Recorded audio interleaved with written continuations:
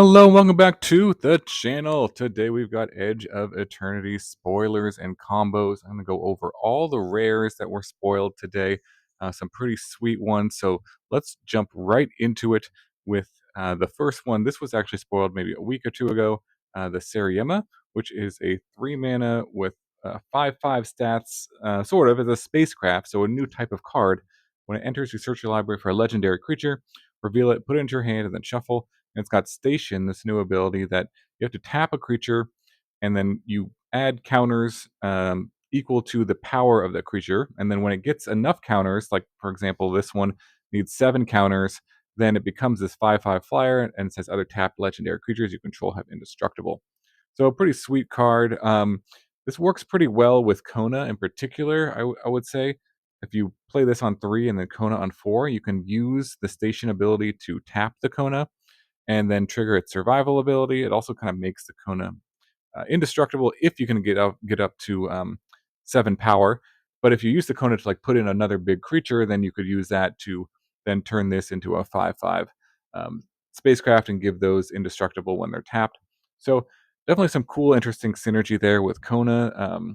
It also works pretty good with the Mind Skinner and the Ancient One. I'm going to talk about those two cards quite a bit because those are very good at stationing things, and they're very cheap, and they're legendary, so that you can use this to search them up to maybe, I was going to say crew, but it's station this and other sort of spacecraft that you have. So maybe that's sort of a linchpin of some sort of Esper spacecraft kind of deck. We'll kind of see how it evolves as we get more spoilers, but those are my initial thoughts on this card.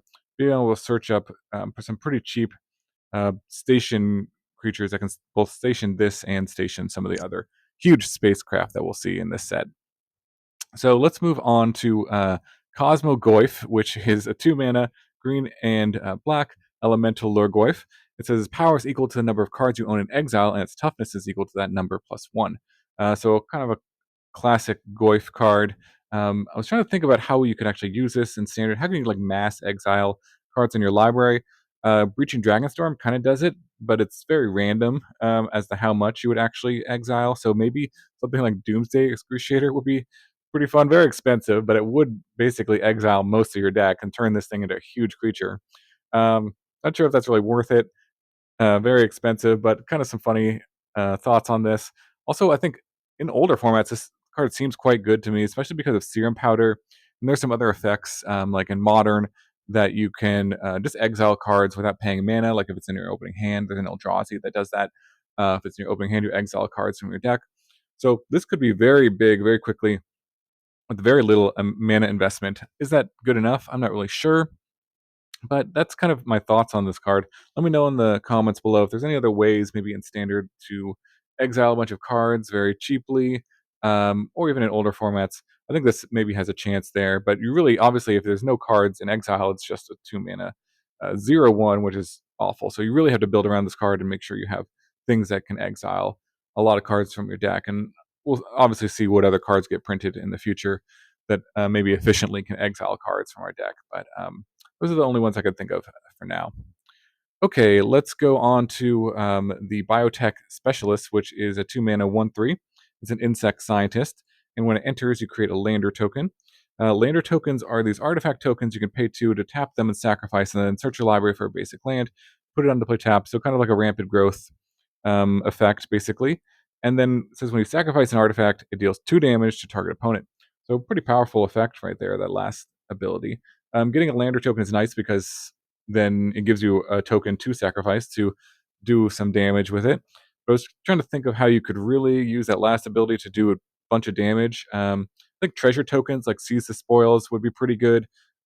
Piggy bank, things like that are pretty nice ways because they sacrifice themselves and also generate extra mana, which you could then use to sacrifice other things. So, you kind of need, well, like 10 artifacts to do 20 damage with this. But over the course of the game, this could do a ton of damage if you kind of built your deck around various artifact tokens, treasure tokens, map tokens, clue tokens. There's even like the Scene of the Crime, which is an artifact land that could be synergizing with this. It could sacrifice itself. Also, like the Phantom Train is really nice because it's just a 0 mana way to sacrifice all your artifacts. So maybe that's pretty useful. as well, in sort of some sort of Jund artifact token deck. Perhaps this could do a ton of damage. I don't know. Let me know your comments about what you think of the Biotech Specialist, but it seems pretty powerful to me in that ability if you build your deck around it. All right, let's go on to the Thrumming High Pool. So slivers are back. Everyone's so excited. 6 mana has affinity for slivers. This is an artifact. This says slivers you control have double strike and haste. So pretty sweet. And then at the beginning of your upkeep, you create 2 colorless sliver creature tokens. So pretty cool. It gives you a bunch of slivers. Those are all going to have double strike and haste. So you can attack with them right away. You know, the 6 mana is probably not worth it, but if you're able to reduce the cost of this, then maybe you got something going on. In standard, there's not a lot of things that work as slivers. The only sliver we have are all the changelings, which aren't terrible, but they're not great cards either. If you have Leyline of Transformation, though, that could be pretty sweet as a way to make this very cheap and turn everything into slivers as well, because then all the creatures you already have will have double strike and haste. Again, it also applies to the changelings here. Those would also have double strike and haste. So maybe that's worth it. I don't know. It seems a little sketchy if there's only so many sort of changelings you can have, or Leyline of Transformation. And the payoff is pretty good, but I don't know. It seems a little janky. Maybe something I'll experiment with on the channel and see how it goes. But yeah, if you have any other ideas for Thrumming High Pool, let me know in the comments below. All right, let's move on to Extinguishing Battleship Fire the Laser. This card is pretty cool. 8 mana for a spacecraft here. And when it enters, you destroy target non-creature permanent. Then the spacecraft deals 4 damage to each creature. It's got station. For 5+, it's flying, trample, and a 10/10. So, pretty powerful card here. I don't think you're going to be hard casting this for 8 mana. I mean, you could ramp up into it if you wanted to. But I think the best ways is to kind of cheat it into play, and there's some other cards that can do this tune-up, can return any artifact. It doesn't become an artifact creature, sadly. It's because it's not a vehicle, it's a spacecraft, which is different. That would be pretty cool. But I think the best synergy I could think of is like Duretti, because if you return this with Duretti, then you can destroy something. It deals 4 to each creature. Duretti has 5 toughness, so it doesn't kill the Duretti. And then it can also just station it right away because its Duretti's power is going to be 8 because of the battleship. So you can turn it into a 10/10 flying trample right away. So it seems like some pretty cool synergy there between those two cards. Yeah, I'm kind of just like clean up the board, get a 10/10 flying trample. Even if they kill the Duretti afterwards, then you can still, or if they kill this, then you can use the Duretti to kind of maybe return it again and use its ability again. But if they kill the Duretti, once you kind of get these station counters on, then it permanently becomes that 10/10 flying trample. So you don't have to worry about continually having to crew it. That's the difference between these station spacecraft and vehicles. So it's kind of nice that once you get the amount of counters, you're good to go for this. One other thing I was noticing with this card is that it says destroy target non-creature permanent. If there aren't any other non-creature permanents, I think you do have to destroy itself. Let me know in the comments below if that's not right. So that's kind of funny. Maybe that's like a kind of inside joke. I don't know, but you want to make sure you have something, or your opponent has something that you can target with it. Otherwise, I do think you have to target itself. So I don't know. Interesting kind of rules text there, but this one seems pretty sweet to me.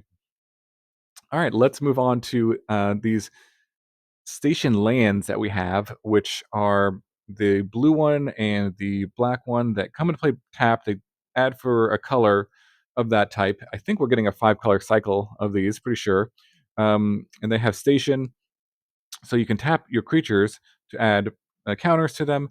And then once they get 12 or more counters, they get an ability. So the blue one gets tap a blue and add mana for each artifact. And the black one is tap 2, pay 2 life, sacrifice a creature, draw cards equal to the creature's power. I don't know. So I was thinking about these abilities. They're pretty expensive, kind of slow and clunky. I mean, they could be okay. I don't know. I feel like the best use for these cards is actually just to find other cards that want to be tapped. And so, like, your opportunity cost is you're playing a land that comes into play tapped, but it gives you the ability to just tap all your creatures whenever you want to. And then maybe you get some bonuses as well. We'll have to see what the other cycle of the cards, these lands do. But because of cards like Survival, like the Cynical Loner, you can basically just like play either of these on turn 1 and then play a swamp, play the Cynical Loner, tap it right away, and just start to tutor cards into your graveyard every turn if you wanted to. So with survival cards, with the Defiant Survivor, with Kona, as I mentioned earlier, things like that, you can just trigger their survival ability every turn without really having to play vehicles or anything else.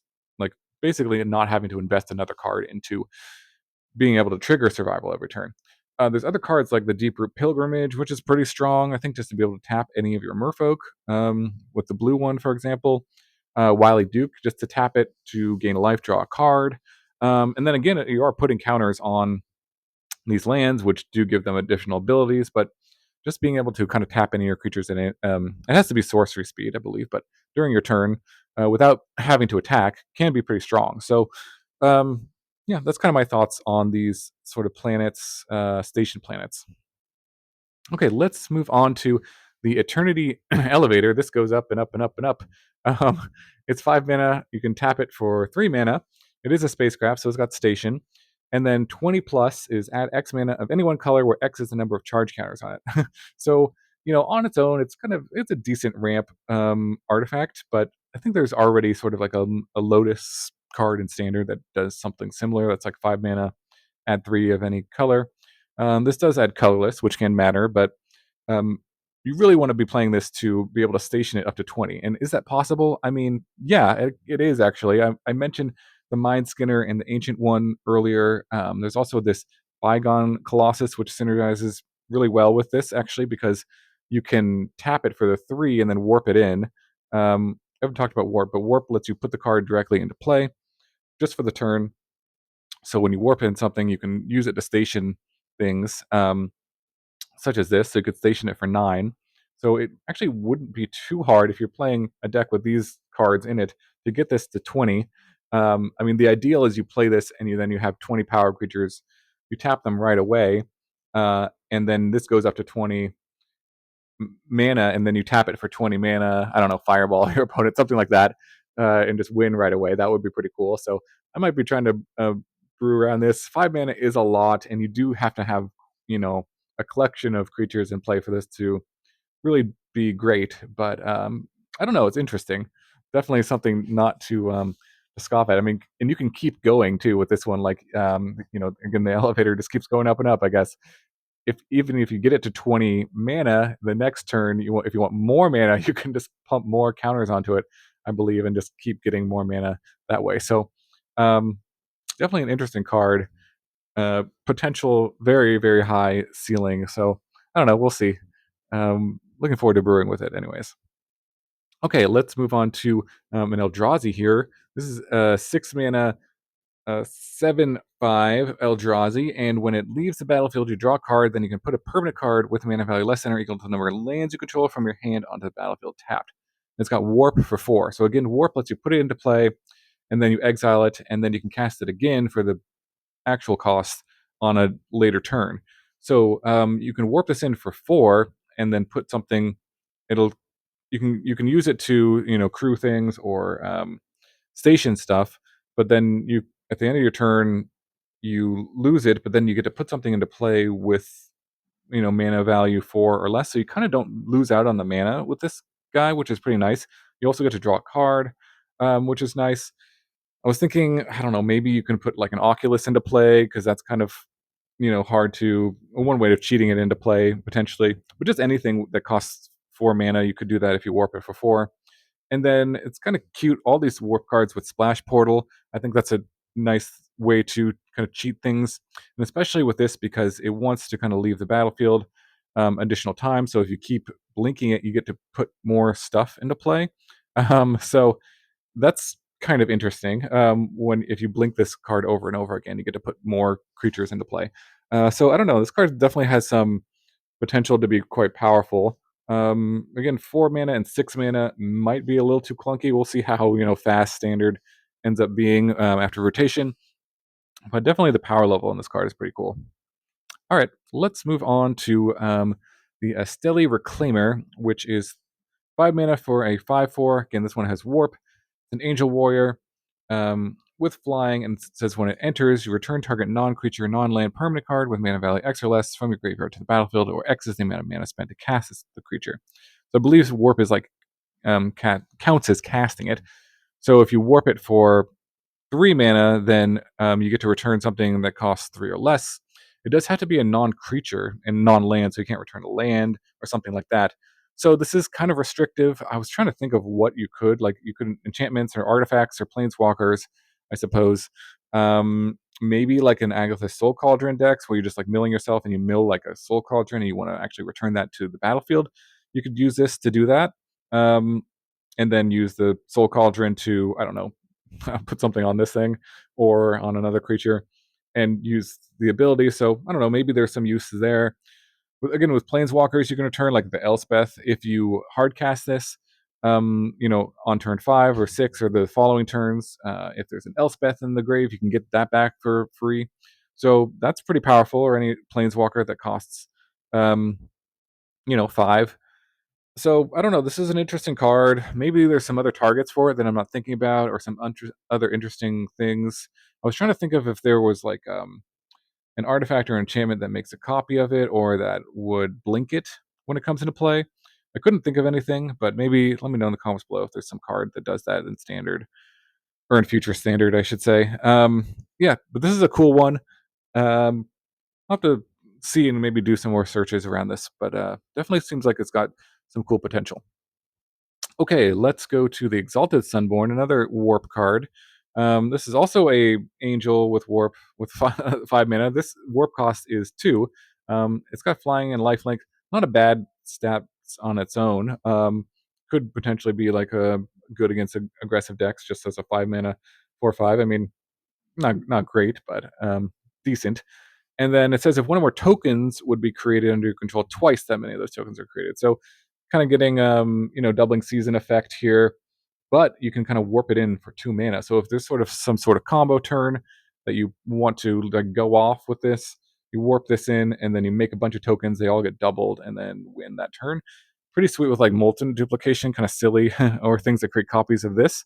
So you could like on turn 4, if you played this and you played a molten duplication, you create 2 copies of that, and then if you make any other tokens, and those tokens will all get double, double, double. I think so. Like make 8 copies of something, which would be a lot.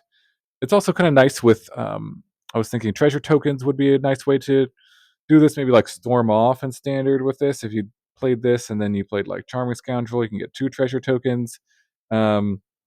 Basically, it's paying for itself. Seize the spoils, get 2 treasure tokens, getting a huge mana discount and kind of churning through your deck. Maybe something like that could be pretty powerful. I don't know. Let me know in the comments below what you think about this one, if there's any cool combos with it. I'm sure there are. These are my initial thoughts on it. Yeah, definitely interesting one for sure. Okay, let's go to the Nova Helkite, another warp card.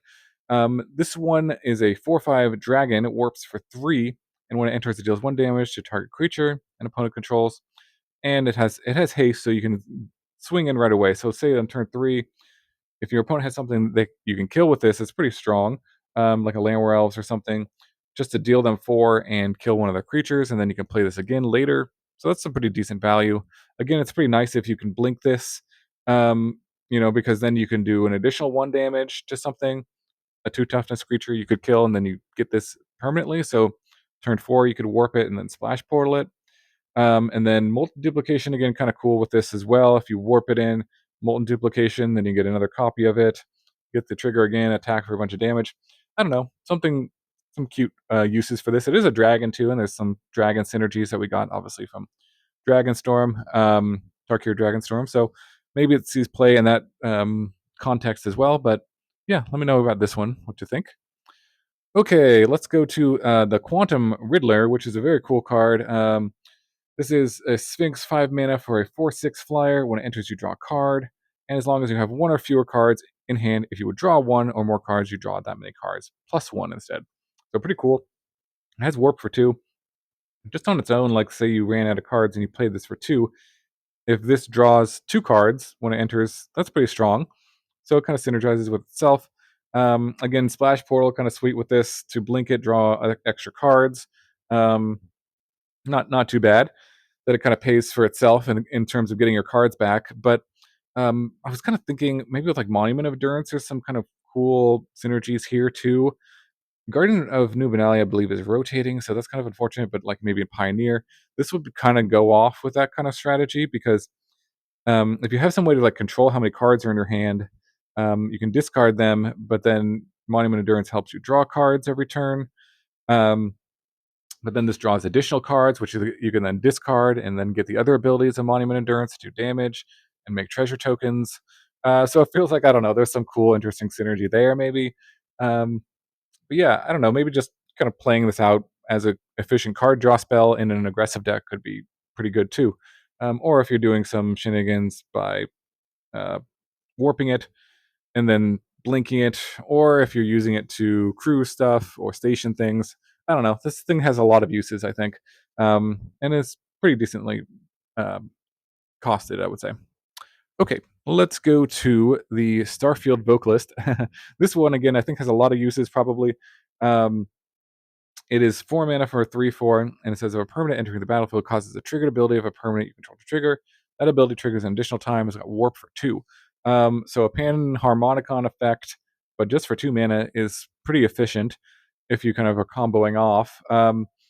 I posted on this channel a few days ago a Head Shredder deck that uses all the sort of surveil lands and the traveling chocobo that doubles up all the surveils. And so this would go in that deck, I would think, because it kind of is the same thing as a traveling chocobo that doubles all the triggers, which is what you want to be doing. So that could give some redundancy to that kind of deck.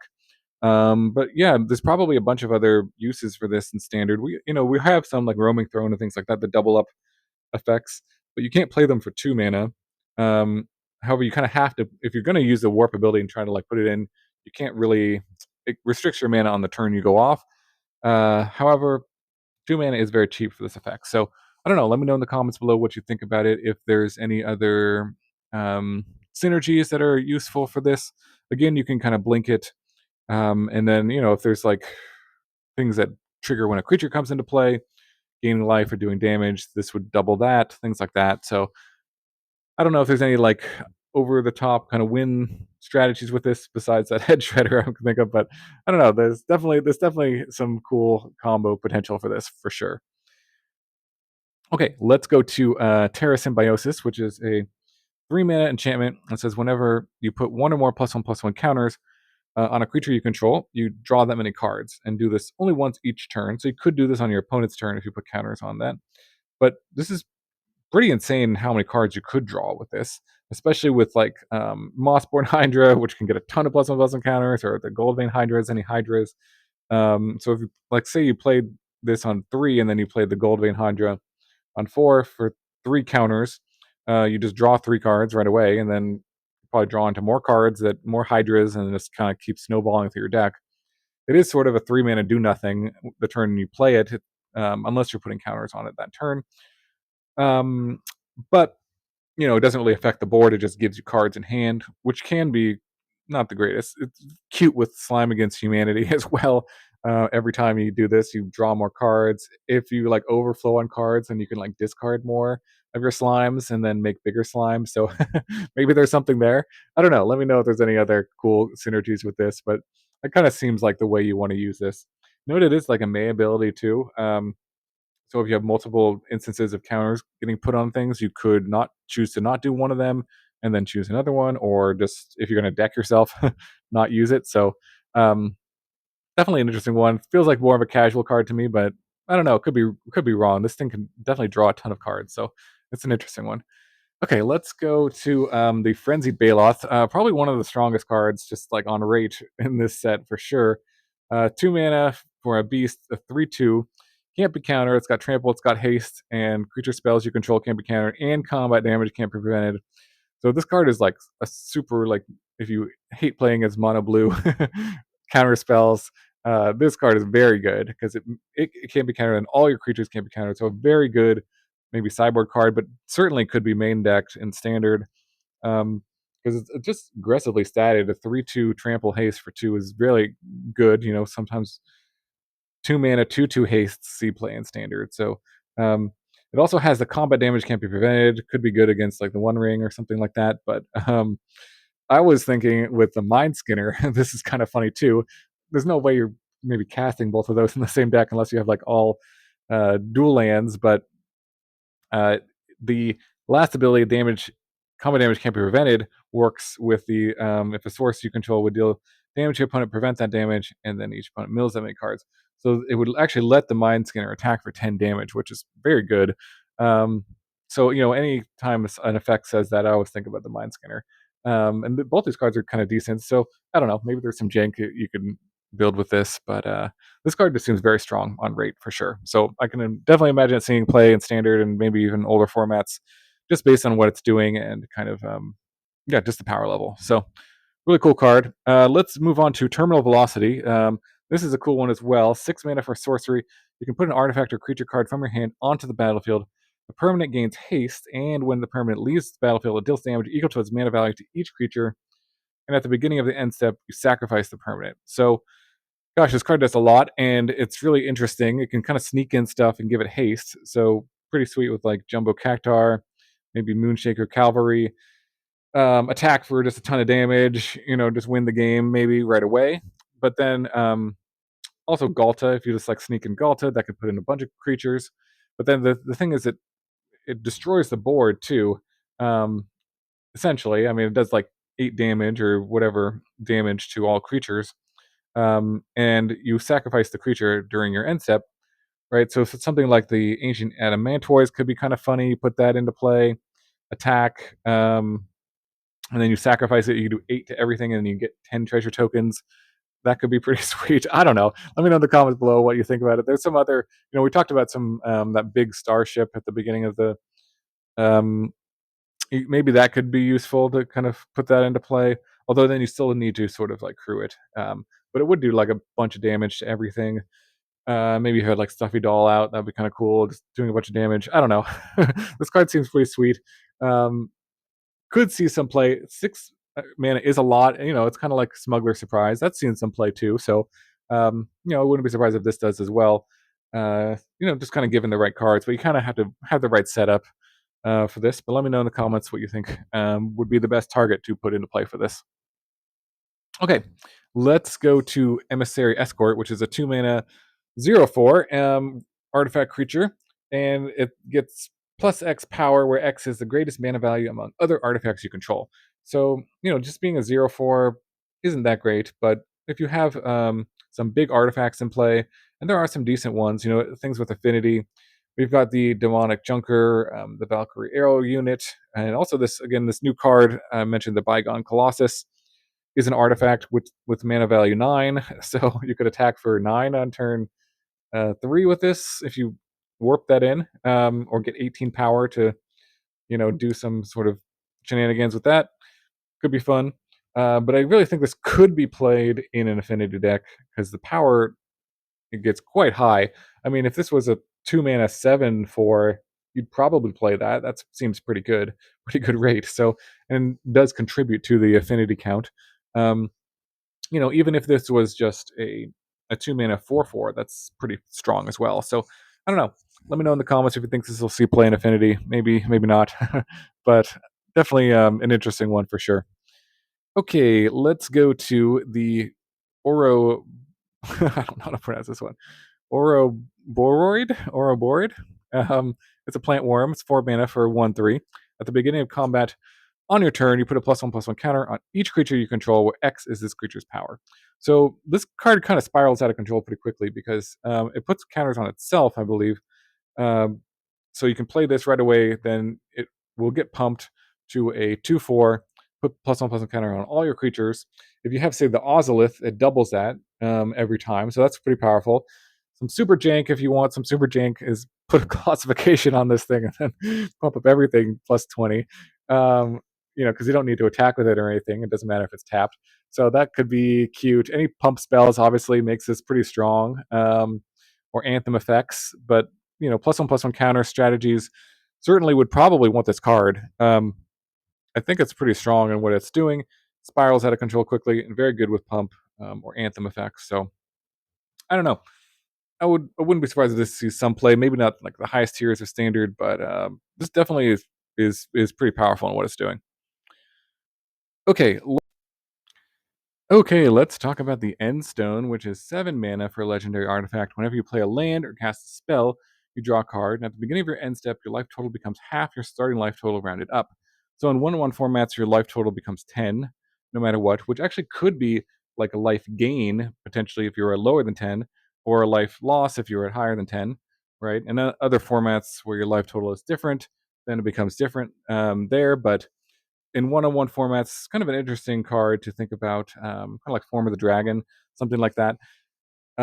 It says whenever you play a land or cast a spell, you draw a card. So, how do you kind of go off with this? Well, you probably want to play a bunch of like 0 mana costs cards, so you can kind of like churn through your library, or things that are like rituals that give you mana back, because this gives you tons of card advantage. And then if you can get mana advantage or just play things that are very cheap, you can kind of churn through your whole deck. Um, Notably, it does cost 7, which is exactly what the sort of Urza's um, Tri lands create, 7 mana on turn 3. So I don't know, would that see play in that deck? In modern, maybe, maybe not. I don't know. It does kind of reset your life, which could be useful again, like against aggressive decks. If they can't do more than 10 damage in a turn cycle, then this can kind of keep gaining your life back up to 10.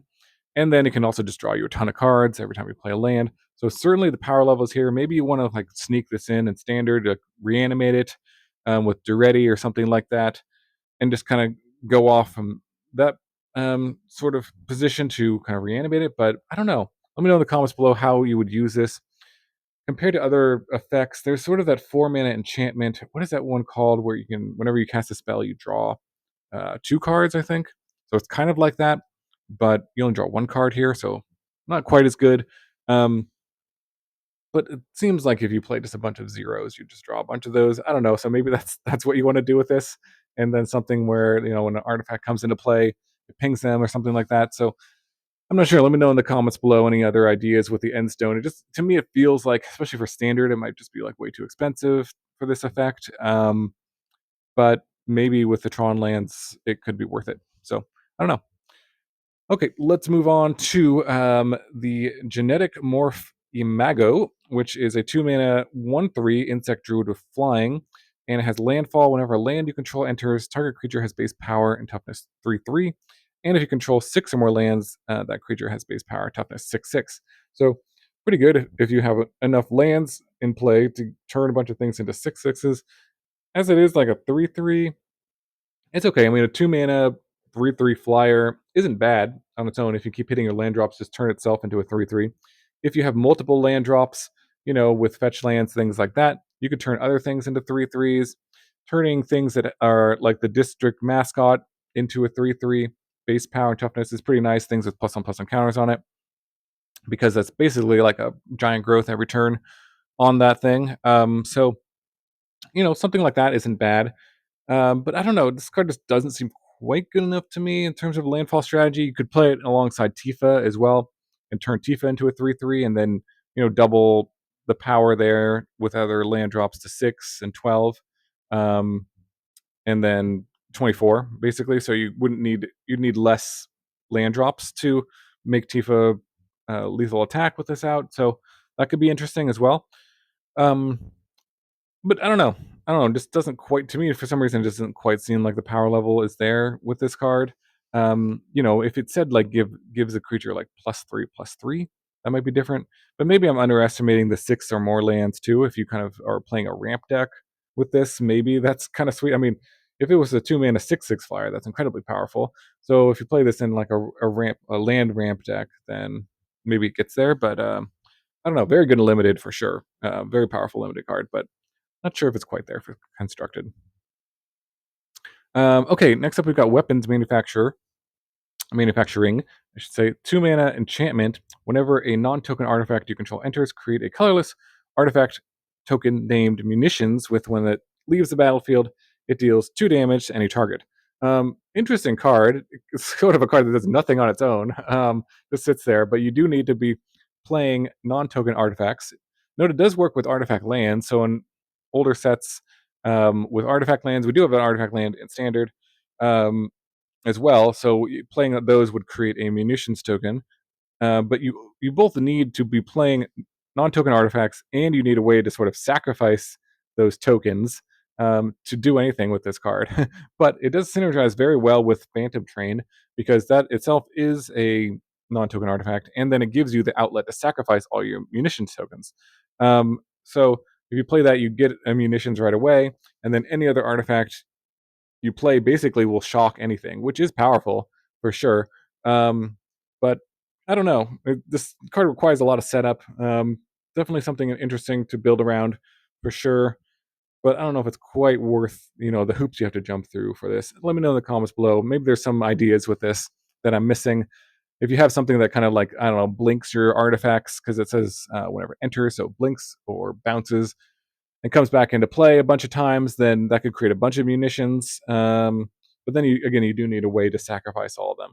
Again, I think if you it says when this token leaves the battlefield. So if you like bounce the token, if you have like a mass like return all creatures or all permanents to your hand or something like that, that would be a way to trigger those uh, tokens as well.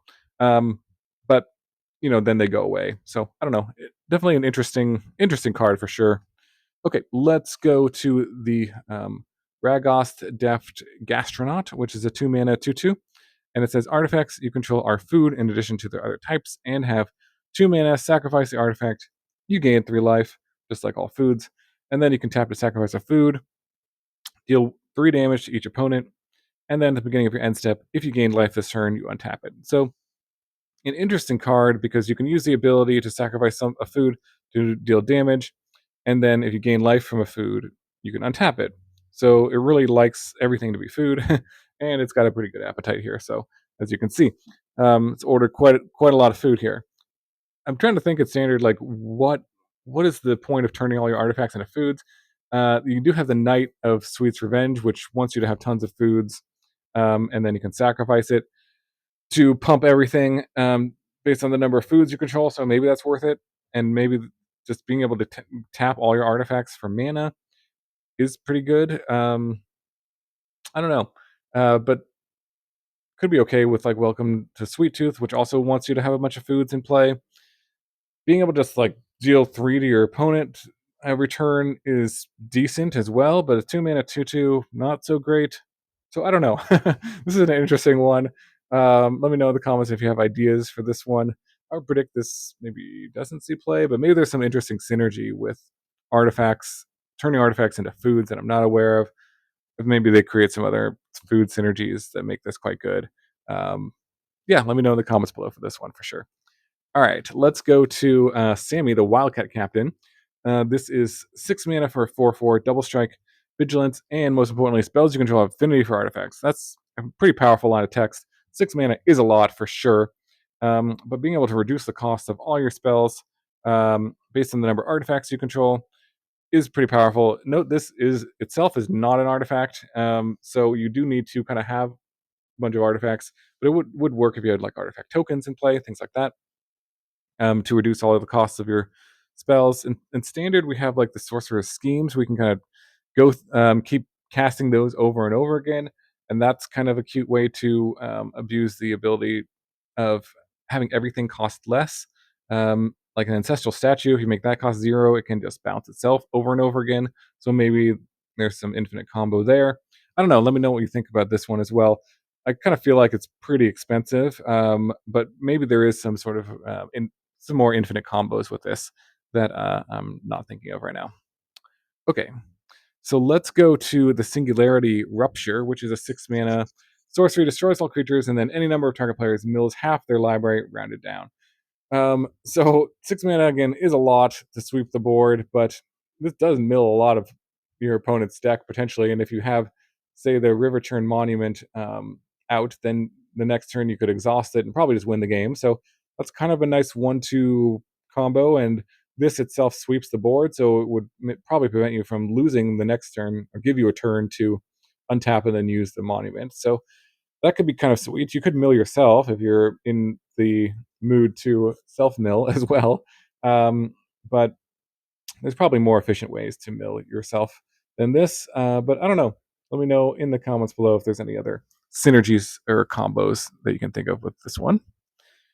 All right, we've got the Infinite Guideline Station. This one is a 5 mana spacecraft, and when it enters, you create a tapped robot, the 2/2 robots for each multicolored permanent you control. So by itself, it gives you one robot. It's got station, 12 token or 12 charge counters needed to turn this into a 7/15 with flying, and when it attacks, you draw a card for each multicolored permanent you control. Um, so Leyline of the Guild Pack is pretty strong with this. So basically, it itself is a multicolored permanent, turns everything into multicolored permanents. So not your lands, but all your other permanents would count as this. So you could get a ton of robots with this. They do come to play tapped, so you can't use them to station it right away. But the following turn, if you are able to station it and attack, you could draw a ton of cards. So I don't know. This is certainly some interesting synergy there between these two cards. You could even like hardcast the Leyline on turn 4 and play this if it's not on your opener. I don't know. Is this card playable in standard or not? I'm not really sure. It seems kind of pretty good for commander. Potentially, you can make this your commander now, I believe. So if you want to play a 5-color commander deck, this is certainly a pretty cool one to do. If you're kind of going into multicolor sort of synergies, this one could certainly be pretty powerful. But yeah, let me know in the comments below about this one as well. Okay, let's go to a bunch of cards here to round this out. There's a bunch of rares that I couldn't think of any like really cool synergies or combos, but again, if you want to help me out with any of these, um, these are I think all these cards are pretty fun and cool cards, and somewhat are quite powerful. We've got the first one, the Guided by Light, is a 3-mana 3/3. When it or another creature or artifact you control enters, you gain 1 life. And at the beginning of your end step, you draw a card if you gain 3 more life, and it has warp for 1.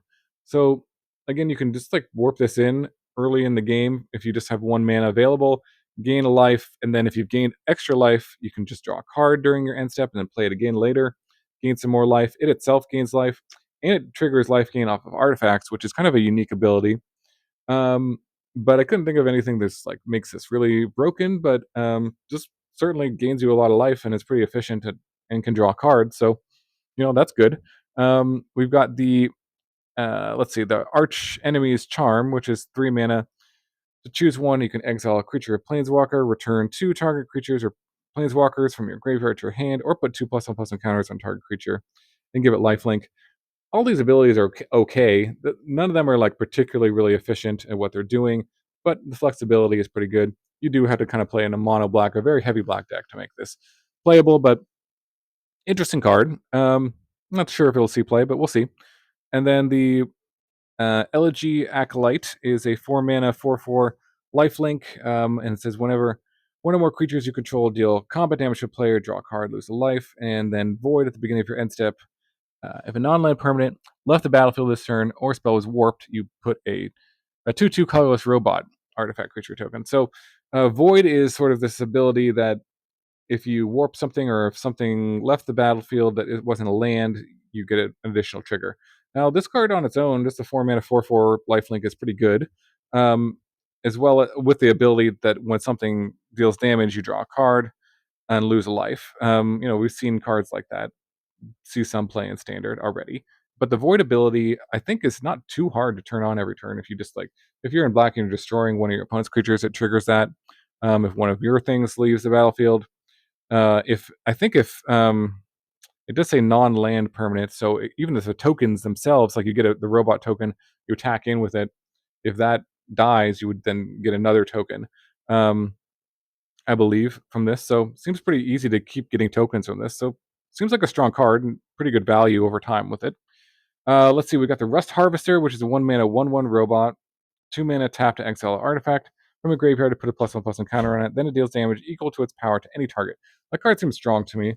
Definitely, you need to obviously have a critical mass of artifacts in your deck to make this useful. You would never play it, just kind of on its own because a 1-mana 1/1 menace is not very good, but the ability to kind of Grim Lavamancer things, and it kind of scales over time. It turns itself into a 2/2 and then does more damage to any target over time, is really powerful. So as long as you can fill up your graveyard with artifacts, this card is like very, very good, I would say. And then the Sunset Saboteur, also pretty sweet. 2 mana, 4/1 with Menace, Ward, discard a card, and then when it attacks, you put +1/+1 counter on target creature an opponent controls. But like, what if your opponent doesn't have any creatures? Then it's just a 2 mana 4/1 with Menace and Ward. So pretty good ability. Like, they basically have to, if they have a shock, have to 2-for-1 themselves to get rid of this. And if you just kill their creatures, then the downside of this isn't really a downside. So this card seems strong for sure. It's a pretty quick clock, very efficient, and cheap, and hard to remove. So I don't know. Definitely seems like a sweet one to me. I would be surprised if that didn't see some play in aggressive black decks. And then Munitions Massacre is 7 mana here. Choose odd or even. Destroy each creature with mana value of the chosen quality. And then you gain control of all creatures, untap them, and then gain haste. A lot of mana here. Maybe more of a commander card. It doesn't necessarily just win you the game. So I can't say this is like that great for standard, but it does, do a lot of stuff. Your opponent has to have on an even, and then you have to take control of all their creatures and want to have their creatures. So I don't know. Seems pretty situational. Certainly powerful though. Very good and limited, of course. With board stalls, things like that. This will just end the game right away. But yeah, I don't know if it's quite there for standard. So I think that is all we got. There's so many cards spoiled today. Let me know in the comments below what your thoughts are. I'm sure I missed some cool synergies, combos with some of these. These are my initial thoughts on what could be good. And, let me know in the comments below what you think about it. So coming up on the channel, we've got a bunch of Final Fantasy gameplay and combo decks coming up. So don't worry. Those are still coming.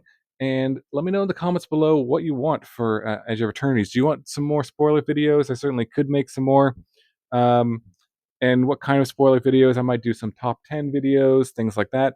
But if you have any ideas about that, I'd really appreciate it, because just trying to figure out how to manage this channel and what you guys want the most. So I really appreciate you watching.